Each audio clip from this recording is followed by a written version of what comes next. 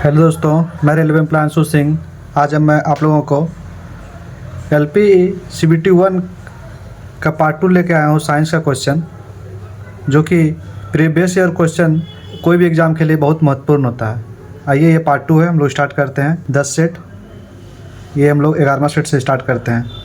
यह है 14/8/2018 का सेकंड शिफ्ट का क्वेश्चन।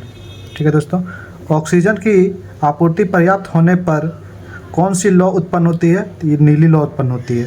ठीक है दोस्तों, संवेग की इकाई क्या है? केजी मीटर पर सेकेंड। संवेग की इकाई क्या है? केजी मीटर पर सेकेंड। हाइड्रा प्रजनन करता है मुकुलन द्वारा। CO2 में कार्बन की प्रतिशत मात्रा कितनी होती है? तो 27.3%। CO2 में कार्बन की प्रतिशत मात्रा कितनी होती है? तो यह 27.3%। ठोस कार्बन डाइऑक्साइड को किस नाम से जाना जाता है? तो सूखी बर्फ। सूखी बर्फ के नाम से कार्बन डाइऑक्साइड को जाना जाता है।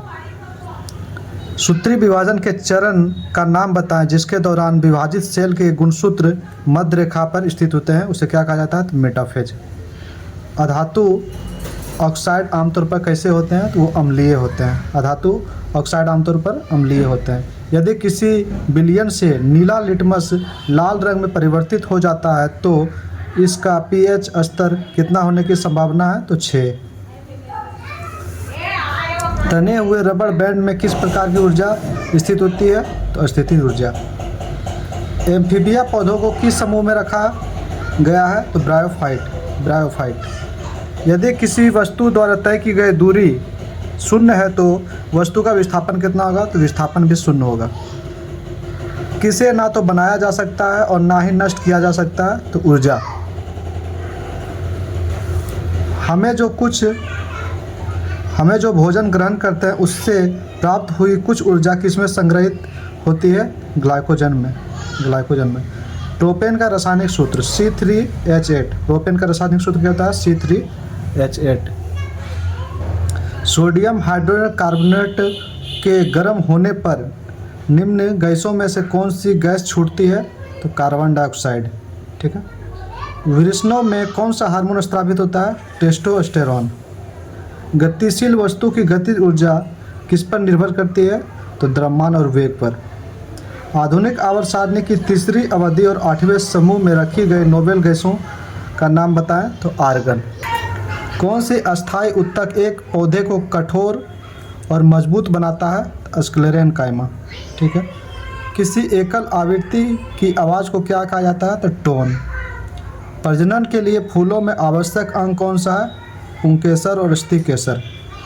एक शुष्क सेल में ऊर्जा किस रूप में संग्रहित रहता है? तो रासायनिक ऊर्जा। 1 वाट बराबर 1 जूल प्रति सेकेंड होता है। 1 वाट बराबर 1 जूल प्रति सेकेंड होता है। तत्वों को उसके परमाणु द्रव्यमान के आधार पर वर्गीकृत करने का श्रेय किसे जाता है? तो मेंडलीव को। आधुनिक आवर्त सारणी में धातुओं को कहाँ पर रखा गया है? तो बाईं ओर।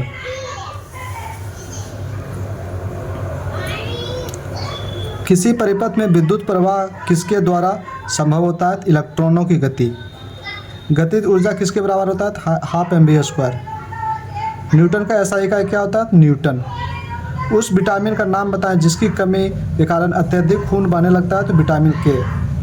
चूने के पानी में कार्बन डाइऑक्साइड गैस प्रवाहित करने पर युद्धुदिया हो जाता है, ऐसा किसके निर्माण के कारण होता है? Calcium carbonate.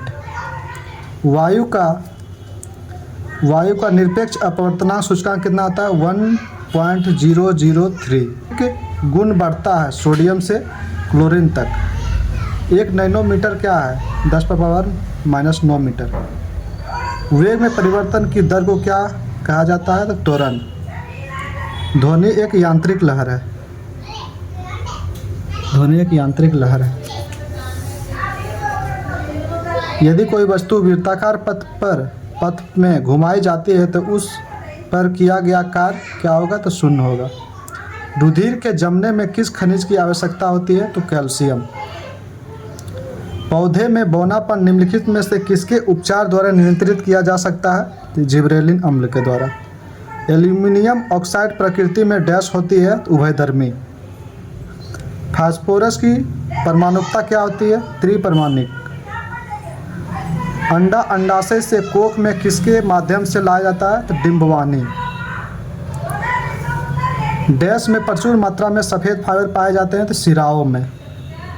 किसी गोलाकार दर्पण के परावर्तक सतह के व्यास को क्या कहा जाता है, तो छेद। खाने का नमक किससे बना होता है, एक मजबूत अम्ल और एक मजबूत क्षार से। एक फूल के प्रजनन का भाग कौन सा है, पुंकेसर और कार्पल्स।